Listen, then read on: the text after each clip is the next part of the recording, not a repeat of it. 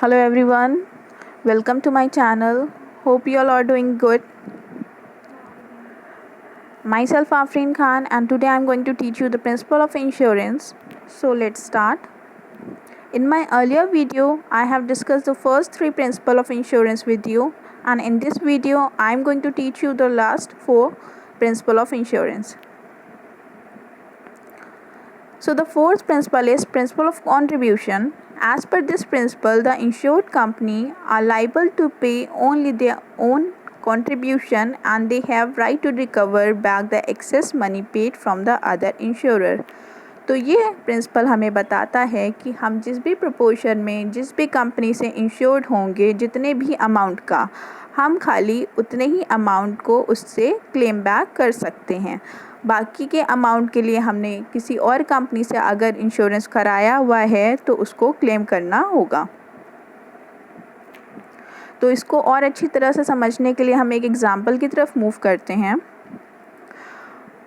यहाँ पे सपोज़ करा गया है कि कोई बंदा है, सपोज़ ए, उसने 4 लाख का उसको लॉस हुआ है और उसने इंश्योरेंस 2 जगह से अपना कराया हुआ था। एक पॉलिसी एक ली हुई थी और दूसरी पॉलिसी का नाम था बी। 5-5 लाख की दोनों उसकी पॉलिसी थी और उसको लॉस कितने का हुआ है, यहाँ पे उसको खाली 4 लाख का लॉस हुआ है। तो उसके पास 3 ऑप्शन बन के आएंगे। पहला ऑप्शन क्या रहेगा कि वो 4 लाख का जो पॉलिसी है वो खाली ए से ले लें। दूसरा ऑप्शन उसके पास होगा कि वो पॉलिसी बी को क्लेम करें और एक तीसरा ऑप्शन उसके पास बनेगा कि वो 2 लाख बी से ले लें और 2 लाख ए से ले लें। इस तरीके से वो क्लेम कर सकता है। अंडरस्टैंड? तो यही है हमारा principle of contribution. Now move to next principle. Next principle is principle of subrogation. तो ये प्रिंसिपल ऑफ सब्रोगेशन क्या कहता है?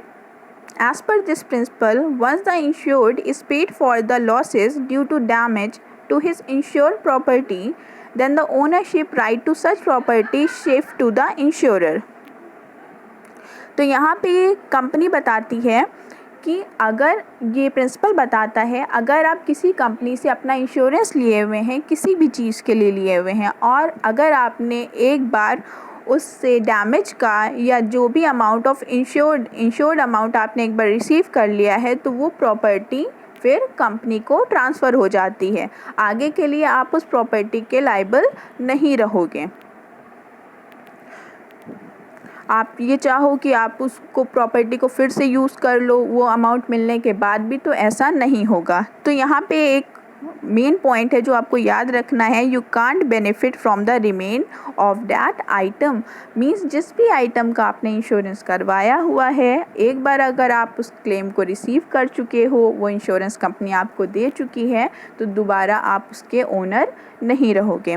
इसको भी एक एग्जाम्पल से और अच्छी तरीके से समझ लेते हैं। तो एग्ज़ाम्पल में ये बता रहा है कि आपके पास एक कार है जो कि चोरी हो गई है। आपने उसका इंश्योरेंस कराया हुआ था और आपने क्लेम करा उस इंश्योरेंस कंपनी को कि वो अमाउंट आपको दे, और उसने वो अमाउंट आपको दे दिया। इन केस वो अगर कार मिल जाती है, आपने उसकी FIR कराई हुई थी और वो मिल जाती है इन फ्यूचर, तो वो कार आपकी नहीं रहेगी, वो इंश्योरेंस कंपनी की हो जाएगी। अब आप उसके ओनर नहीं रहोगे। Now move to next principle, principle number 6, principle of loss minimization. तो इस principle के according it's the insured duty and responsibility to take all the action to minimize the losses if it's in their control.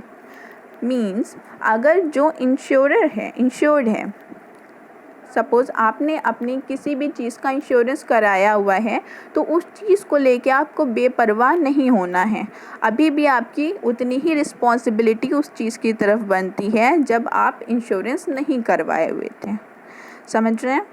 जैसे आपने अपनी किसी भी चीज़ का, suppose आपने अपनी दुकान का, अपनी कार का इंश्योरेंस करवाया हुआ है, तो यहाँ पे एक एग्ज़ाम्पल ऐसे ही दिया हुआ है कि अगर आपने अपनी किसी कार का इंश्योरेंस करवाया हुआ है और वहाँ पे उसमें थोड़ी सी चिंगारी लगी और थोड़ी सी आग लग गई, ठीक है, वो आग आप बुझा सकते थे, वो आपके हाथ में था। लेकिन आपने क्या करा कि नहीं, ये तो मैंने इंश्योरेंस करवाया हुआ, इस कार से बाहर निकलते हैं और पूरा इस कार को जल जाने देता हूँ, ठीक है। तो ये इंश्योरेंस नहीं कहता है कि आप अपनी चीज़ों की परवाह ना करें, आप उसकी तरफ रिस्पॉन्सिबल नहीं रहें। तो ये आपकी रिस्पॉन्सिबिलिटी है कि जितना आपके हाथ में हो सके आप उस चीज़ को सिक्योर करो, उसकी केयर करो। तो यही हमारा प्रिंसिपल कहता है, जिसका नाम है principle of loss minimisation. Means loss को मिनिमाइज़ करना आपके हाथ में है। उसके ऊपर अगर लॉस हो जाता है जो आपके आउट ऑफ कंट्रोल था, आपके हाथ में नहीं था, तो उसका इंश्योरेंस तो आपने करवाया हुआ है, उसके लिए आप क्लेम कर सकते हो। Now move to last principle, principle number 7, principle of causa proxima, जिसका मीन्स होता है नियरेस्ट कॉज। तो ये प्रिंसिपल क्या कहता है, as per this principle of causa proxima, when a loss is caused by more than one causes, then the nearest और the closest cause should be taken into consideration.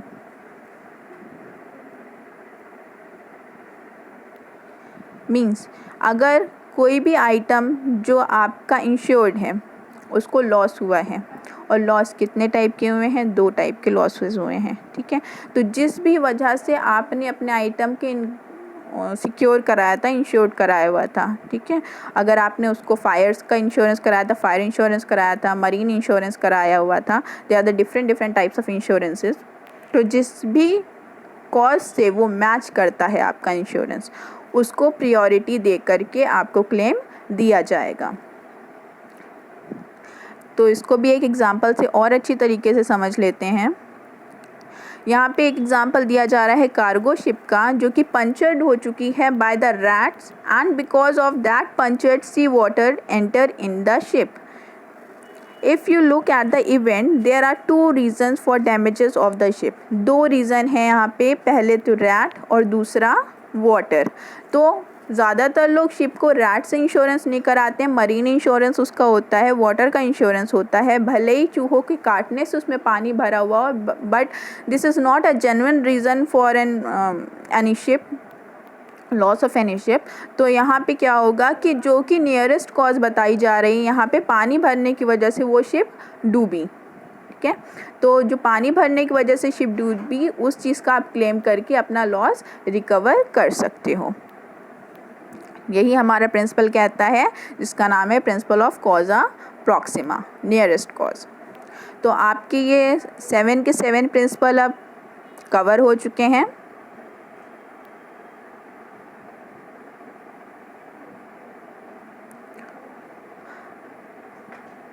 Seven के 7 principal आपके अब cover हो चुके हैं। अगर कोई भी डाउट है इससे रिलेटेड तो प्लीज़ कमेंट बॉक्स में मैसेज करें, मुझे कमेंट करें, और जो भी आप इंश्योरेंस से रिलेटेड जानना चाहते हैं कमेंट बॉक्स में कमेंट कीजिएगा। Thank you and have a nice day.